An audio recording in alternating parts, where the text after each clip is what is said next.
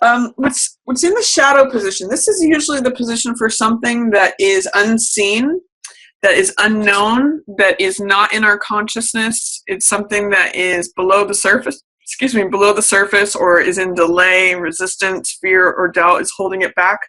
So Chariot has to do with a number of things. It's a card of victory. It's a card of success. It's a card of decision making and relying upon your intuition to make decisions to go forward and cross that finish line. So it's a card of action. And I usually point out in this card that he's balanced between the left brain and the right brain. This is like the left brain, analytical, logical, conscious side. And then this is the right brain, which is more creative, wild, passionate, free, irrational. So it's a good balance between those two. And that's how he drives his chariot forward and crosses the finish line. This is a card of having the mind be in control and relying upon the intuition to make decisions and go forward. Because this is in the shadow position, it's saying that there may be some delay of going forward. There may be some resistance. There may be some challenge to that. There's a theme that I'm seeing with Six of Wands in the passing away position and Chariot in shadow, that whoever was the rescuer or the guy on the white horse, that's passing away. Whatever, or if you have been playing the role of a rescuer or the person coming in on the horses, you know, the white horse, the rescuer, both of these cards are cards of victory. Both of these cards are cards of I'm coming in to save the day. That is passing away. And there's something that's needing to end because it's draining you. So with Chariot, there may be some block to decision making. There may be like a feeling like you want to go forward, but it's just not here yet. It's still in the shadow position. It's still in delay. It's not being seen. Like, what is your way forward? It's here. It's showing up for you. The momentum of Chariot is showing up. It's just in your subconscious. It's just like emerging. It's not quite at the surface yet. So that's what's this Chariot is about. Decision making, relying on your intuition, having a balance between your left brain and right brain, motion, victory, crossing that finish line. But it's just being held back by a little bit of fear, resistance, doubt, or it just may be in delay right now. It's just below the surface. For this card, Six of Wands is in the passing away position. So like I said, this can be the rescuer card. This can be the person who comes in on the white horse. It's usually a card of acclaim, success, victory, triumph, or reputation. So for some of you, this may be that there's past successes or past victories. What it says to me is that you can't rest on your laurels. You see this victory laurel here, like that may be old successes, old triumphs. Some of you may be leaving something that brought you great success, like you achieved something that you wanted to achieve, and now that's going to be passing away into the past. Or there may be some old success, victory, triumph that had been part of your reputation or your character, and you're going to be leaving that behind. That's going to be dissolving away, and these new things are going to be coming in. Because I do see whatever was going on here, the person on the horse, the rescuer, the person who came in to save the day, that's going to be past stuff. There's a way in which you can no longer hold this mode of thinking. That's like your old self. You can see this is the old self dying out. And this is all the thinking that goes along with that. And this is a card of the new days breaking open. And the way of thinking goes with it. With this is what's approaching Virgo for April. And this card is a card of flexibility. This is a card of fun. Two of coins can go in two different ways. The high side of Two of Coins energy is being adaptable. It's being flexible. It's being open to fun. He is on one foot. He's juggling. He's got all these balls in the air. And he says, you know what? Not only do I have all these balls in the air and it's fun, but watch me. I can do it on one foot too. And I adapt. Like if the waves go up or down, I'm like a ship on the water, and I just go up and down with the water. It's okay. It doesn't faze me. I laugh at it, you know? So that's the high side of Two of Coins. He has a lot of humor. So he can just sort of like laugh and bend in the breeze and juggle, and it's just it can be very lighthearted. On the low side of Two of Coins, It can mean feeling off balance. So he's standing on one foot, so it can feel like, whoa, I don't feel stable. Two of coins can sometimes feel like I'm stretched thin, or it can feel like pressure, like I have to keep all these balls in the air. I've got to take from Peter to pay Paul. All my money is stretched to the limit. I'm stressed. I'm worried. So whenever that low side of two of coins comes up, I always like to invite people to adapt a sense of flexibility, of fun. Things come and go. We all have our ups and downs. For some reason, I'm getting that Led Zeppelin song, "Good Times, Bad Times." It's really the attitude towards that. Two of coins can either say I'm feeling pressure or I'm having fun. On the high side, it really is about flexibility, fun, realizing that there are good times, there are bad times. And another meaning for two of coins is joint finances, negotiations, contracts. So two people involved and two people's money that is intertwined together. So for some of you, that's going to be a theme that's coming up as well. But remember to be flexible, adapt to changing circumstances. That's the high side of the two that can really help you. And then featured, highlighted, is Jack of Coins. So this can sometimes be a Virgo, just like you, Virgo. So this could be you, Jack of Coins. This person is very practical. They're very grounded. They're very down to earth. They're very good with money matters. This is known as the salesman card. So he really considers the bottom line of things. He weighs the pros and the cons. So I see with this highlighted for you, especially with letting go of some old way of thinking, some kind of pattern of thought, your mind being surrounded by thoughts that's like draining you. I see what's highlighted for you is really like connecting with your grounded self. This guy too is sitting on a horse. That may mean something to you, and it's a stationary horse. It's standing still. So I'm almost seeing like this is the pause before you go forward. This may be in delay, the action going forward, but this is pausing and reflecting and considering the practicality of the matter. Is it practical if I do this? If he weighs pros and cons, he considers the bottom line. Is this going to bring a return on my investment? Is this worth investing my money in? This can also have to do with values. So coins and pence have to do with tangible things in the physical world, things like gold or money, but it can also have to do with more abstract terms of values. So like, does this fit with my integrity? Does this line up with who I believe I am or what my values are? Is part of the consideration of what Jack of Diamonds thinks, and he's a real experimenter. So he'll say, okay, I'm going to try this out and see if that fits. I'm going to consider this and see if that fits. Jacks are about experimenting energies. And they're very romantic and playful and clever, but they have a little bit of trickster energy. So Jack of Diamonds, I kind of think of him as like a car salesman. He's a salesman person. He's thinking about the bottom line. He's thinking about the money. He's good at making deals and negotiations. Sometimes I see this as like a real estate agent, making the sale, in charge of the money or the earth, whatever that may mean to you. And this can be an earth sign person too. This could be like a younger man that is Capricorn, Virgo, or Taurus. So that may be highlighted for some of you too. Some of you may be engaged or involved with or a Jack of Diamonds kind of guy showing up. And that can be pretty fun. It's just that they can also be careful in terms of money, in terms of investments, in terms of values. They weigh the pros and the cons. And they're usually practical and bottom line kind of people. This is actually the birth card of the United States too. So that may mean something for some of you. Some things that are coming up for you, in other words, Virgo, for April, focus on money, values, what's important, and adapting to changing circumstances and considering what is the bottom line. What of these two coins, which one am I choosing? That's what Jack of Coins says too. And by the way, he's suited up and he's ready for action.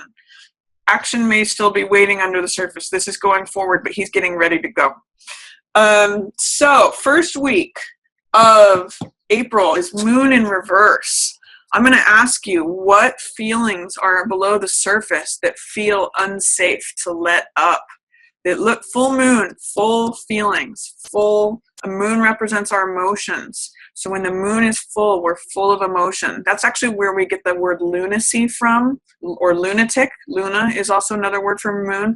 So it's like when all the emotions come to the surface.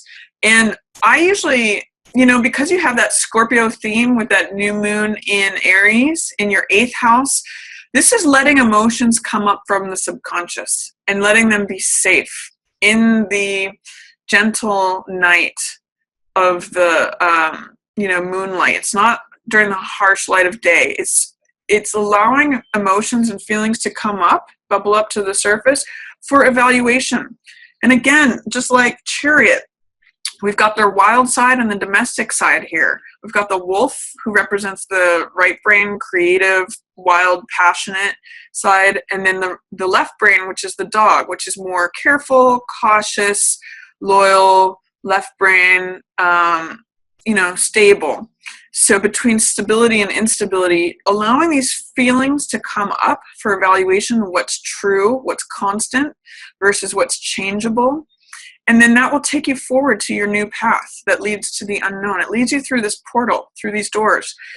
So if moon means allowing yourself to dream, allowing yourself to feel the feels, allowing emotions to come up, allowing any emotional fullness up for evaluation to establish what's true, what's not true, what's real, what's not real. With this in reverse, I'm seeing that you don't feel like it's safe to let those subconscious emotions up yet in the first week of April. You may still be dealing with this. You may still be dealing with letting go of some old ways of thinking that have been draining you.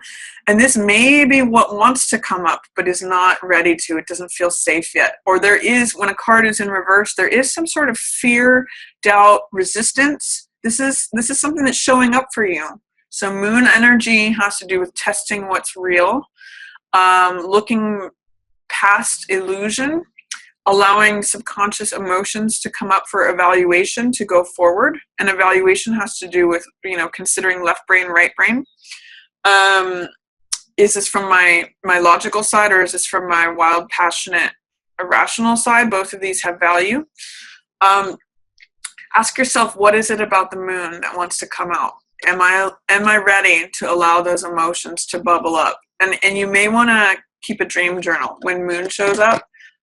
Allowing those emotions to come to surface and to light can be a healthy release of those. So, or just an acknowledgement of those. You may be preparing for that in the first week of April. Second week of April, this card, 3 of Cups, is one of my favorite cups, especially in this deck. I love this card. This card usually means celebration. It means friends and family.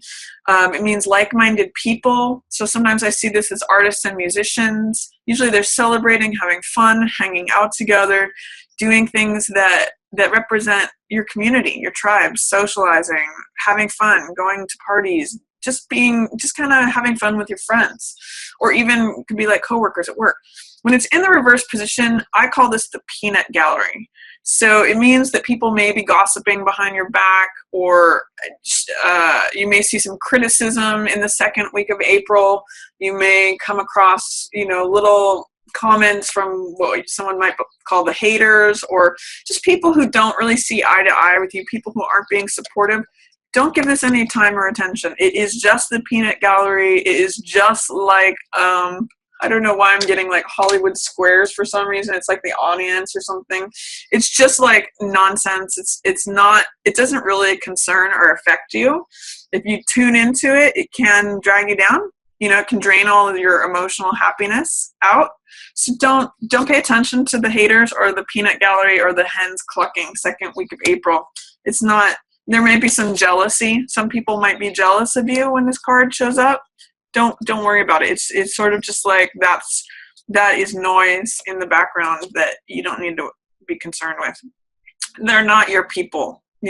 Those it's like that Dr. Seuss quote that those who mind don't matter and those who matter don't mind. So these aren't your people. If they're saying things against you, Virgo, don't worry about it. Just let them be over in the peanut gallery themselves. Third week of April, we've got 4 of Swords. This is a card of rest and relaxation. And when it's in the reverse position, it says you need this rest, but you're resisting it. You don't believe. You guys, Virgo is usually all about work. You guys are usually very hard workers. And some of you are workaholics, in which you think, okay, Four of Swords, that I just can't do that. I can't allow that. I don't have room for that in my life. But this card is usually a card of rest and renewal. It's a card of relaxation. Excuse me. A card of, it's a little bit cool in here this morning. It's a card of rest and relaxation and recharging your batteries. You know, this, I often say, like, even God rested on the seventh day. So give yourself time to hang up your thoughts on the wall and just recharge, you know, live to fight another day. It's regathering your strength. It's regathering your energy. Allow yourself to meditate, perhaps. Allow those thoughts to just pass by and gain strength from the silence. When it's in the reverse position, it's saying you're not allowing that. There's fear, doubt, or what will happen if I take a break? What will happen if I recharge my batteries? What will happen if I step out of the fighting arena for a day? It's fear, doubt, or resistance to this. So see if you can embrace Four of Swords in the third week of April. Virgo, give yourself a break. Give yourself a rest and relaxation, even if it's just like meditating 5 minutes a day or 15 or whatever you can do, taking the nap, taking the break, taking time to just muse, taking time to do all those words, which is recharge, rejuvenate, rest, relax, all of those things to restore your normal self. Fourth week of April, Tower in reverse. Change is coming, Virgo. We know this because this is your central card. The new day is coming, but what I'm seeing with the fourth week of April is that you may be resisting this change. Tower is about old structures that get shaken up and they get crumbled to the ground by these lightning bolts. These lightning bolts are sudden change that comes out of nowhere. It's like a lightning bolt that comes out of nowhere, sudden, drastic change. This can be a good thing. This could be like breaking out of a shell, you know, like for the image for April, a chick breaking out of an egg. So this can be a great thing, breaking open to a new world. But I kind of see some of you, Virgo, saying, whoa, no, I'm not ready for that. I resist that. I do not want that. I don't want my world to be busted open. But it's here. It's coming. It's at the end of April. Some of you may have a very drastic change. And if you fight the energy of Tower, it can be very scary. It can be like a storm. I would say embrace the storm, you know, go into it. It can be very renewing. Embrace the new world that life is breaking open for you. It can be exciting. It can be, what comes after this card is Star, which is all about renewal, being washed clean. If you think about the storm and rain and how after the rains, everything feels clear and renewed and washed clean, and there's a lot of hope in that. I'm going to say some of you Virgos are not feeling a sense of hope. Some of you may be feeling despair or terror or like, you know, your way of thinking. You're ruled by Mercury. And Mercury has, even though you're an earth sign, Mercury has to do with quicksilver and air and thought. So don't let your mind take over and drain your life force, Virgo. Don't give in to despair or hopelessness. There's a great renewal after this card, after Tower. So I'm going to say don't fight the storm. Go into the storm. There might be some hidden gems there for you if you can see the great change that is coming and embrace it.